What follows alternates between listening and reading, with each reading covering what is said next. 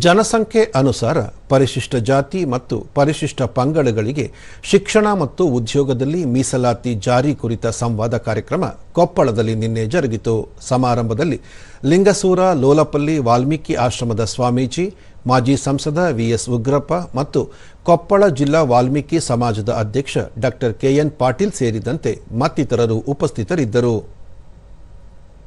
14 ಜಿಲ್ಲೆಗಳ ಪ್ರವಾಸ ಮಾಡಿ ಒಬಿಸಿಗಳಿಗೆ ಇವತ್ತು ರಾಜ್ಯದಲ್ಲಿ ಆಗಿರುವಂತಹ ಅನ್ಯಾಯಗಳೇನು ಬಂದಿದ್ದಾವೆ. ಅಂತಿಮವಾಗಿ ಬಳಿಕ ವಿಎಸ್ ಉಗ್ರಪ್ಪ ರಾಜ್ಯದಲ್ಲಿ 17.1% ಪರಿಶಿಷ್ಟ ಜಾತಿ ಮತ್ತು 6.95% ಪರಿಶಿಷ್ಟ ಪಂಗಡಗಳ ಜನಸಂಖ್ಯೆಗೆ ಅನುಗುಣವಾಗಿ ಶಿಕ್ಷಣ ಮತ್ತು ಉದ್ಯೋಗದಲ್ಲಿ ಮೀಸಲಾತಿಯನ್ನು ಕ್ರಮವಾಗಿ 17% ಮತ್ತು 7% ಹೆಚ್ಚಿಸಿ ಜಾರಿಗೆ ತರಲಾಗಿದೆ. 2022ರ ಈ ಅಧಿನಿಯಮವನ್ನು ಸಂವಿಧಾನದ 9ನೇ ಶೆಡ್ಯೂಲ್ಗೆ ಸೇರಿಸಲು ಮತ್ತು ಹೈಕೋರ್ಟ್ ನೀಡಿರುವ ತಡೆಯಾಜ್ಞೆ ತೆರವುಗೊಳಿಸಲು ಕೇಂದ್ರ ಮತ್ತು ರಾಜ್ಯ ಸರ್ಕಾರ ಮುಂದಾಗಬೇಕು ಎಂದು ಒತ್ತಾಯಿಸಿದರು.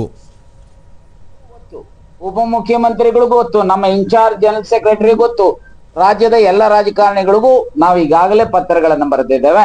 ಬಹುಶಃ ಇದನ್ನ ತೀವ್ರತರವಾಗಿ ಎಲ್ಲ ರಾಜಕಾರಣಿಗಳು ಪರಿಗಣಿಸ್ತಾರೆ ಅಂತ ಹೇಳಿ ನಾನು ಭಾವಿಸಿದ್ದೇನೆ. ಪರಿಹಾರ ಸಿಗಲಿಲ್ಲ ಅಂತ ಹೇಳಿದ್ರೆ ಅನಿವಾರ್ಯವಾಗಿ ರಾಜ್ಯ ಶಕ್ತಿ ಲೋಕಶಕ್ತಿಯ ಮುಂದೆ ತಲೆಬಾಗಬೇಕಾಗುತ್ತೆ. ಜನಶಕ್ತಿಯ ಮುಂದೆ ಜನಶಕ್ತಿಯನ್ನ ಹೋರಾಟಕ್ಕೆ ಇಳಿಸುವಂತ ಪ್ರಯತ್ನ ಮಾಡ್ತೇವೆ ಅಂತ ಹೇಳಿ ಹೇಳಿಕೆ ಬಯಸ್ತೇನೆ.